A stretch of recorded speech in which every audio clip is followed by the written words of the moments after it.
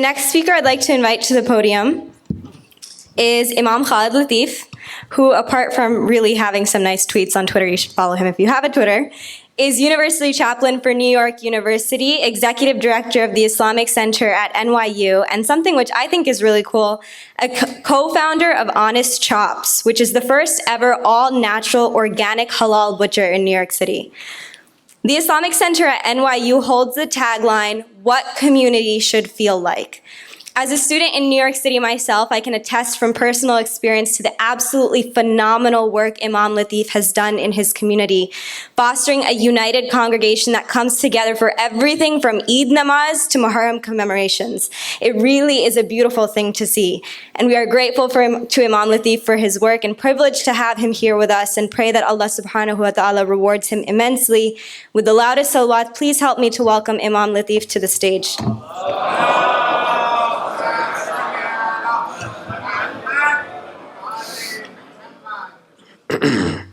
السلام عليكم ورحمة الله. أعوذ بالله من الشيطان الرجيم. بسم الله الرحمن الرحيم. الحمد لله رب العالمين. ولا حول ولا قوة إلا بالله العلي العظيم. والصلاة والسلام على أشرف الأنبياء والمرسلين وعلى أهله وصحبه أجمعين. ونشهد أن لا إله إلا الله وحده لا شريك له. ونشهد أن سيدنا مولانا محمدا عبده ورسوله.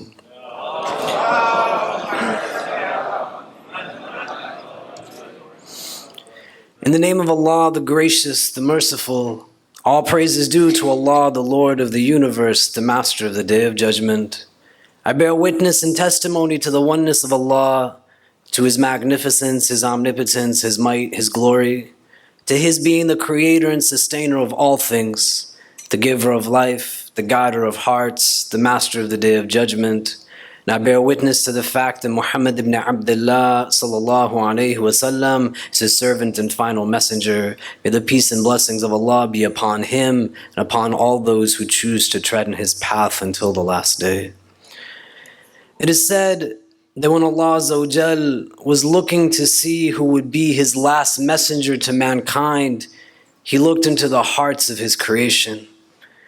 That we have in the hadith a narration that says, "Inna Allah nadhara fi qulub al-ibad," that indeed Allah Azza wa Jal, He looked into the hearts of His ibad, into the hearts of His righteous servants. فَوَجَدَ خَيْرَ قُلُوبِ الْعِبَادِ قَلْبَ مُحَمَّدٍ صَلَى اللَّهُ تَعَالَى عَلَيْهِ وَسَلَّمَ. And he found that the best of hearts was the heart of Muhammad صلى الله تعالى عليه وسلم. فَاسْتَفَاحُ لِنَفْسِهِ. He chooses him for himself, and He endows him with the responsibility of being the last messenger to mankind.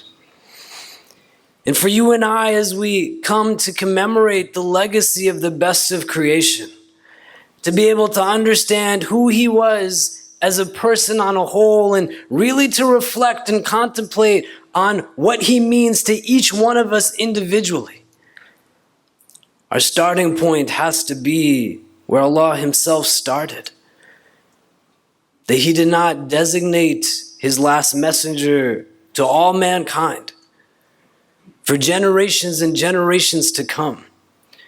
People from every walk of life, from every social class, from every country of origin and cultural heritage, race and ethnicity, male and female, young and old. The one who was responsible to be for all what only He could uniquely be. He didn't look at anything of the external, but His primary qualification and prerequisite was who had the best of hearts, because that heart would be endowed with the responsibility of guiding all hearts till the end of time. And it is clear, without any doubt, that Muhammad sallallahu ta'ala alayhi wasallam was more than what the role called for. And for us, as we sit and try to understand tonight Even if in the past day, the past week, the past month, the past year, we have not reflected upon it, for this conversation to bear the impact that it can potentially have necessitates for us to be present in every sense of the word, not just sitting and thinking and following in tune with what it is that we feel we're supposed to. But to have your mental, physical, emotional, and spiritual spheres of your identity be as fully as present as possible, and to make an affirmation that says, beyond anybody else, what is my unique relationship with my messenger, with my prophet, the one who was sent to the world for me to be able to understand better who in fact my God is, and how in fact do I bring him into my life. And where we start with Allah, starting with the Prophet of God and looking at his heart, is where you and I have to think about where we carry on that legacy. Because the beauty of our deen is not just a mere acknowledgement of diversity, but unique amongst traditions is an embracement of diversity. And our unity does not stem from a superficial facade of unity that says we will all suddenly dress the same way, we will all suddenly speak the same language, we will all suddenly eat the same food.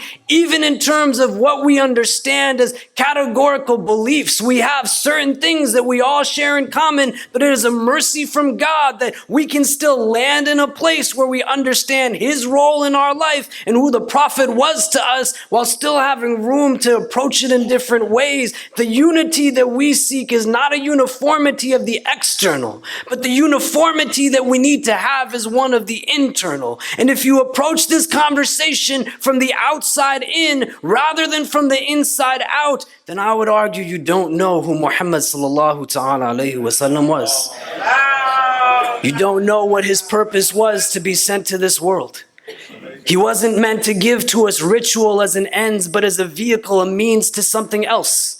He wasn't sent with just mechanics and a black and a white that was the pursuit of it in and of itself, but to bring us to a level of higher ethical conduct, to make us individuals who understood the distinction from the rest of creation, that we might not be the strongest or the fastest. We can't swim for hours underwater or fly into the heavens themselves, but we have the ability to think. We have the ability to make choices, the ability to make decisions, and the only thing that we bring to every circumstance and situation is the presence of the heart that we bring. The legacy of the man that we seek to follow is a man who, if we truly reflect on his teachings and try to understand how can a smile be a charity, a man who is willing to greet everyone and everyone from all walks of life. A man who, when you spoke to him, he would turn his full attention to you, not speaking to you from his back, but always letting you know that you were the most important.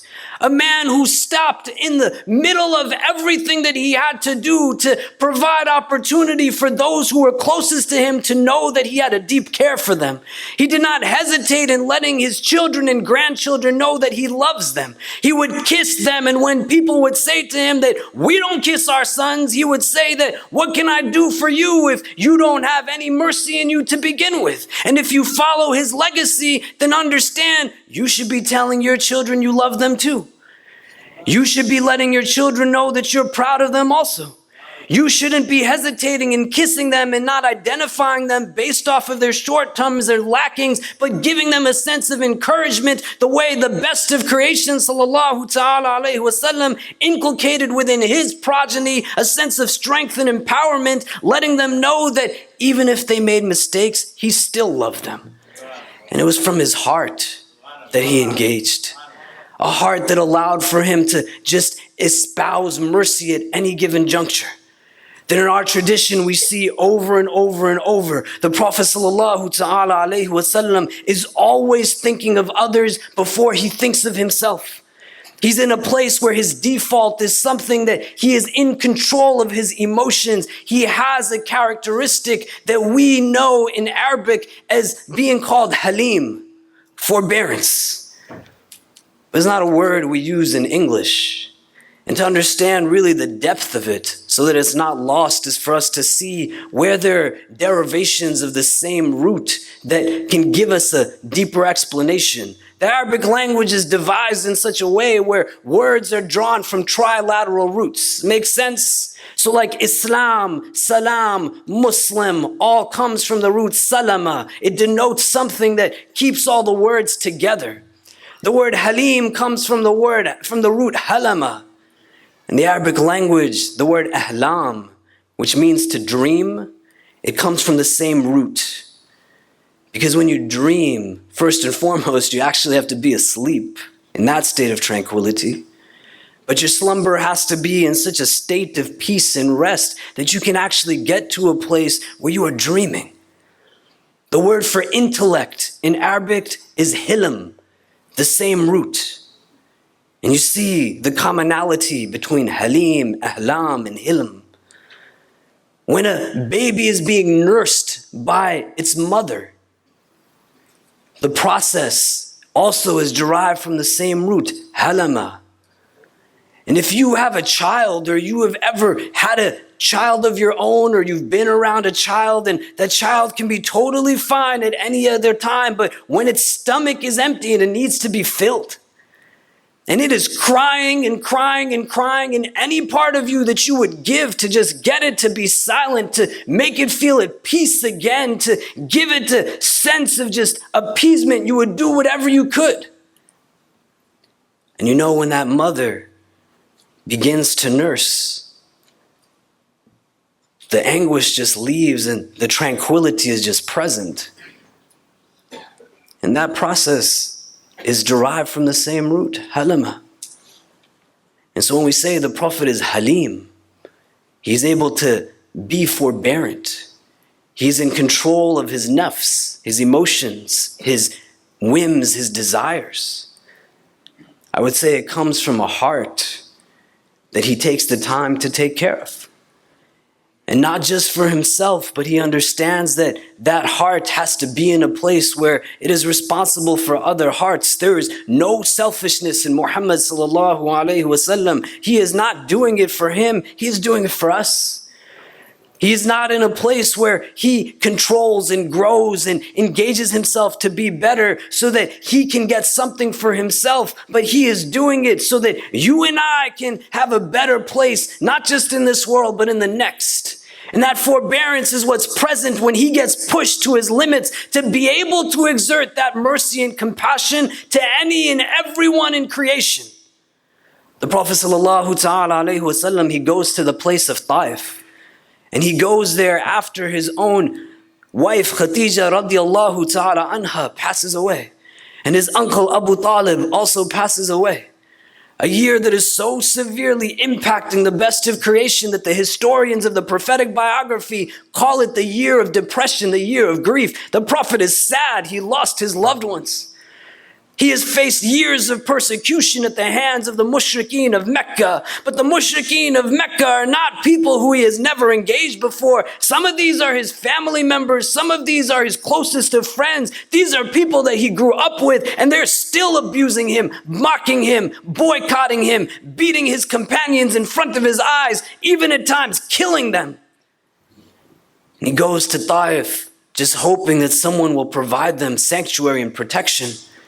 And the chieftains of the tribe, rather than welcoming him in, tell the children and the servants to abuse him and run him out of the town. It doesn't happen for 5 minutes. Some of the narrations say that this went on for days.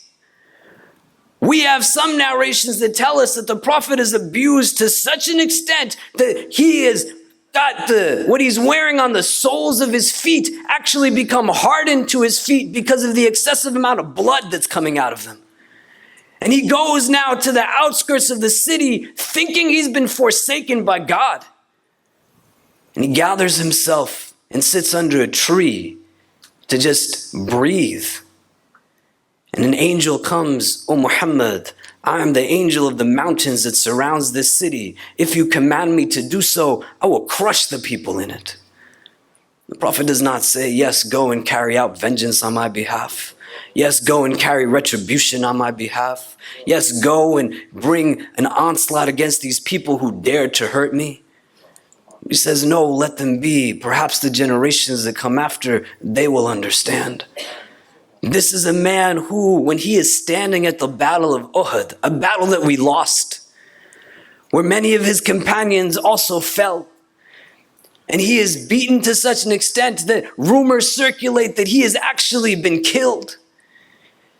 And when it is found that he has not been killed and he retreats to sanctuary and the people are still going, they see that his blessed face has been pierced by the opposition and blood is dripping down from it. And he jumps to catch the blood in his hands before it hits the ground.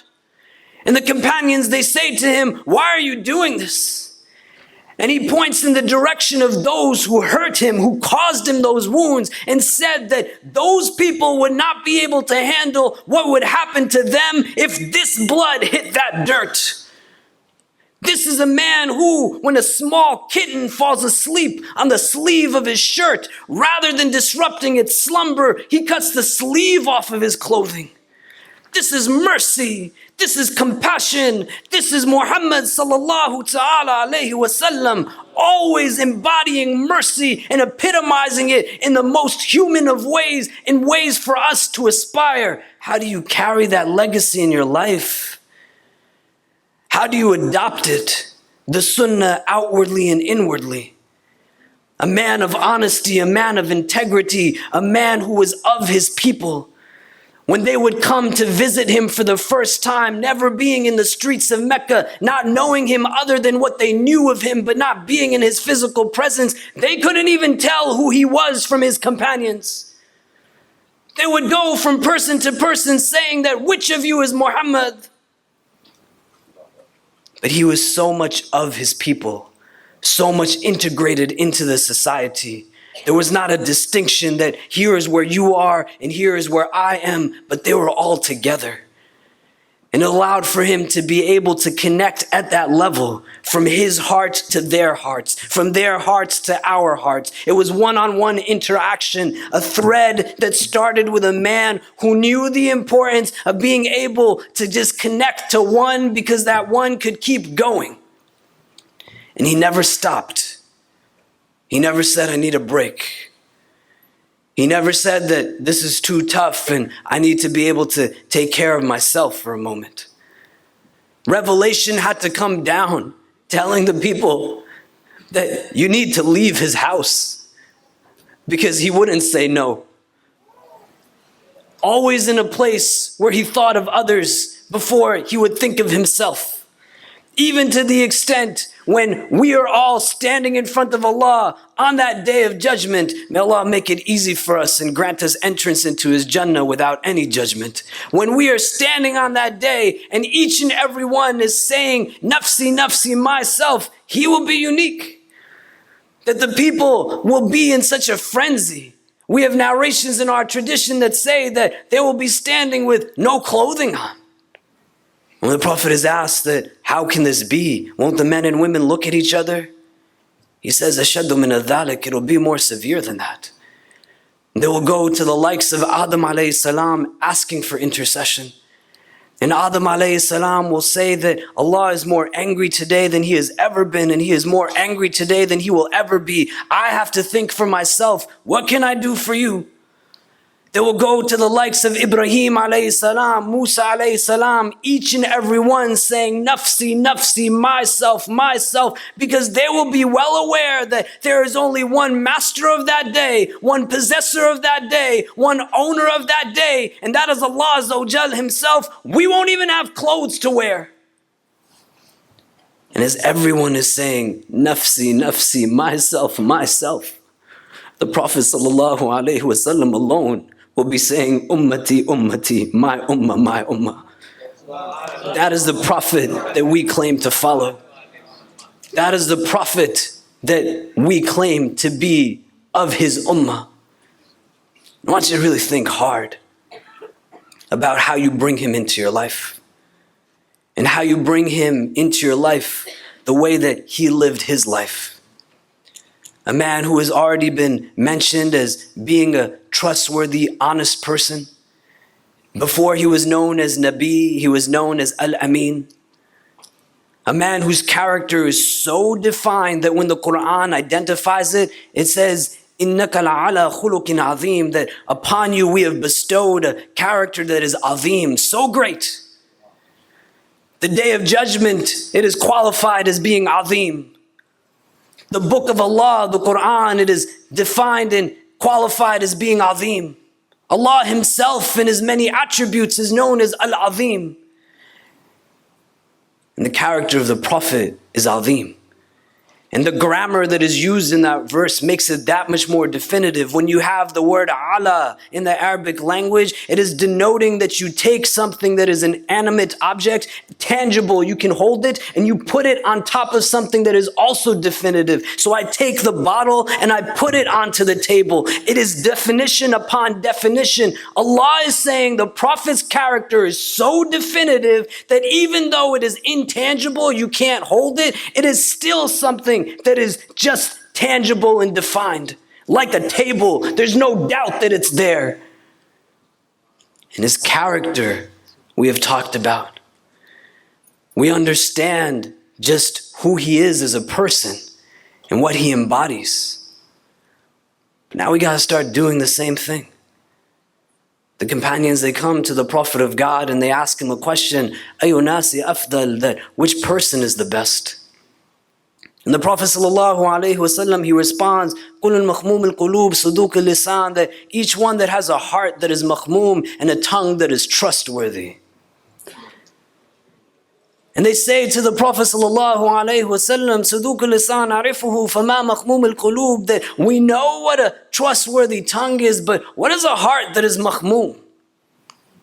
In the Arabic language, when we say خَمَمْتُ الْغُرْفَةِ, and we're saying that the room has been swept, like with a broom. And a heart that is makhmoom is one that has been swept clean of any kind of debris or dirt.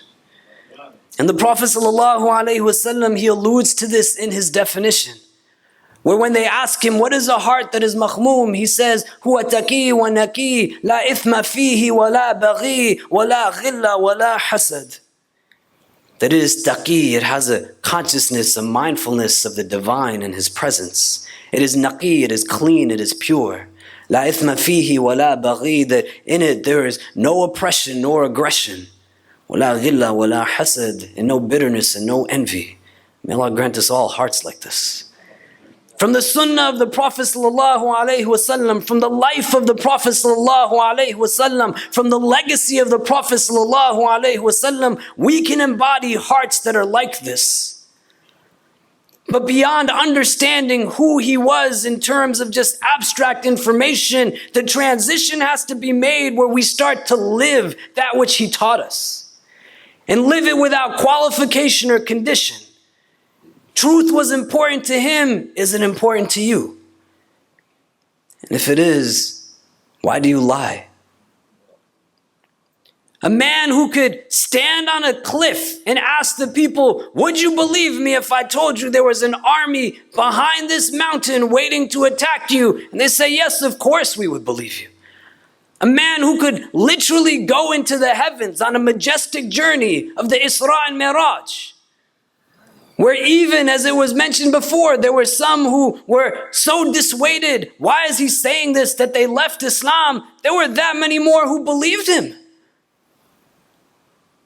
Can you imagine? He's telling people he went all the way to Jerusalem and flew into the heavens and came back, and people trusted him. And today, we're running around in circles trying to let people know that we are not violent, we are not terrorists, we don't oppress our women, and nobody believes us. What is the legacy that you follow?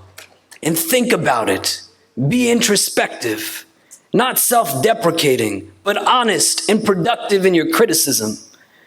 Take a look inside of your heart and ask yourself, what is going on there? This deen that has been given to you and I as a blessing, as a bounty, as a ni'mah. How do you actually live it? Not just talk about it, live it. Live it in a way where it goes out and impacts the masses. Live it in a way when you see oppression or injustice of any kind, you stand against it. Live it in such a way where you know that your service of your Creator will come through serving His creation. And not just in a way where it's for people who look like you, who talk like you, or speak your language, but to understand that to have a heart that is attuned to the realities of this world necessitates being who the Prophet was and getting out there and being with people who are different than you. To not keep it to yourself, but to be able to engage and talk to those who, when you extend a hand, the hand that comes back to you is not the same color of skin. It's not the same race. It's not the same ethnicity. In the world right now, we find ourselves in a place where there's a lot of garbage against Muslims, but there's also a lot of garbage against a lot of other people. And if we had the Prophet of God with us today, we turn him into a weapon against each other. What would you feel like if Muhammad walked into your home? Would you be proud of what he saw you watching on TV, or what you were reading, or what you listened to? Don't turn my Prophet into a means of validating your insecurity. He did not come to tell me of what was the worst of me, but he sought to empower me based off of the best of me. If you can't handle a life that seeks to do anything other than elevating yourself by denigrating somebody else, then get out the way and let somebody who understands what mercy and compassion actually is live the legacy of the Prophet. But if he came into our homes, would he see what he saw in his home? If he saw our friends and companions, would they look like his? There is no gain in only being with yourself.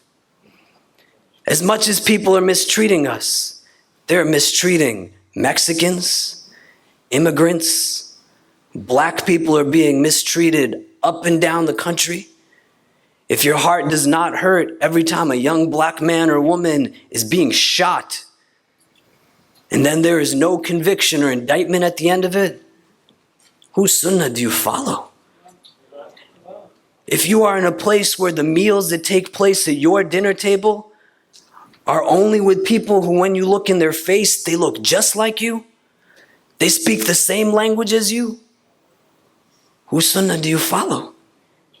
If you think your child should only marry somebody of your cultural background, your social class, the country that you came from, whose sunnah are you following? And they're important questions that we have to navigate and deal with to be able to assess and understand. Our country today, in most national, congressional, senatorial offices, I work a lot with the current administration on a national level, local level, whatever. The majority of these offices are held right now by elderly, white, male Protestants. And policy is reflective of that. You might have as much difficulty as I have getting on and off of an airplane. The FBI has visited me in my home multiple times, and they've told us that, you know what, you're just too good to be true. We're waiting for you to screw up. Those are policies that are reflective of people who are making decisions about those who are not present, and many have never interacted with them. And you see the consequence. When your masjid is run only by elderly South Asian men, when your communities are only dictated by a gender or one race or one social class or one culture, how are you going to be able to provide for everybody the way Muhammad provided for everybody? How are you going to be able to take care of everyone the way the Prophet ﷺ took care of everyone? And ours is not a deen that is measured based off of what we do, but it's about what we have the ability to do. And the Prophet, he would make dua, Allahumma inni a'udhu bika min al-ajzi wal-qasl. That, oh Allah, I seek your protection from inability and laziness. But al-ajaz is not inability in the sense that I don't literally have the capacity to do something. I can't lift this entire masjid with my hands. But ajaz is an inability that is, I have the ability to do, but I still just don't do it. And the Prophet is seeking refuge from that kind of inability. We have a lot to offer.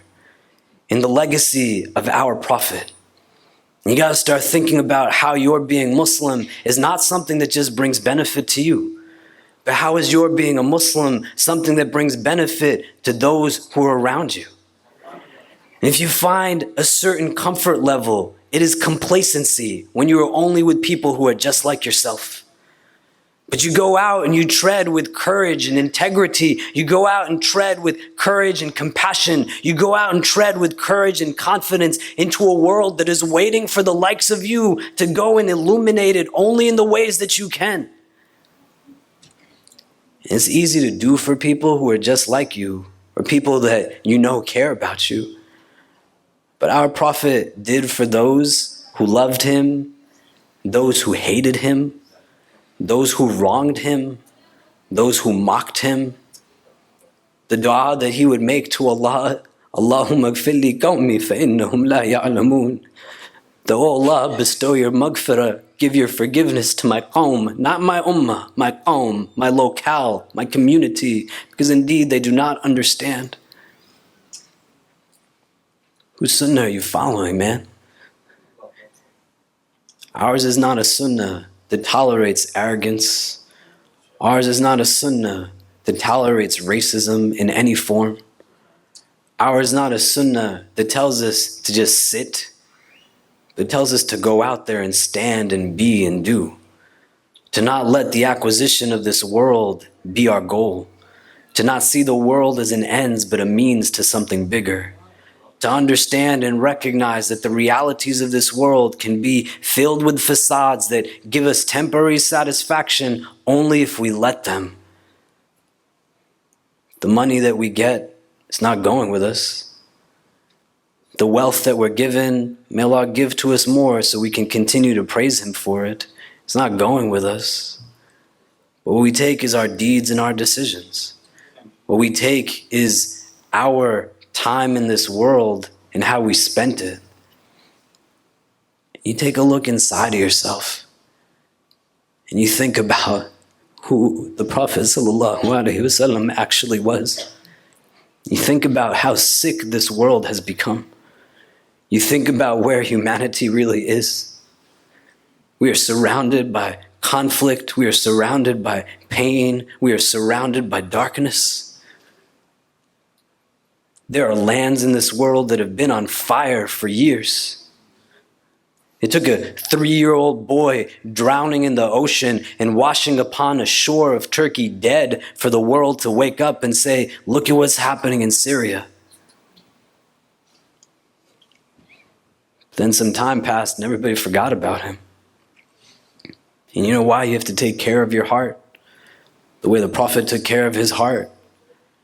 It's that you don't get distracted the way everybody else is getting distracted.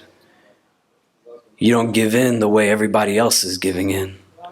Ali radiallahu anh, he says that detachment isn't to not own anything of the world, but detachment is to not let anything of the world own you. And to really be able to reflect on what it means. And to think about what is it that governs our decisions. Most of our choices are motivated by what? The acquisition of wealth, money, success, food, sex. The feeding of the physical is what we give into. But what fueled the best of creation, sallallahu alaihi wasallam, that gave him a treasure that if people had even an iota of it, they would just give of everything they had to taste what he could taste. It was not anything of the material, the things that you couldn't hold in your hand. Gratitude, appreciation, loyalty, truth, integrity, courage, compassion, confidence. What moves us? What causes us to strive? Where do we spend most of our hours? Where do we spend most of our days?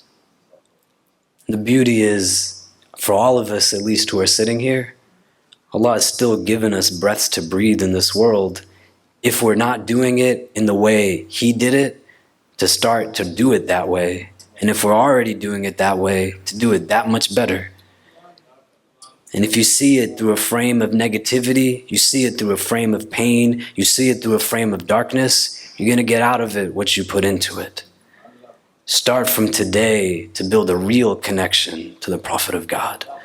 Understand his life and who he was and what he's about. If I can ever be helpful to any of you in anything you have going on, please don't hesitate in reaching out.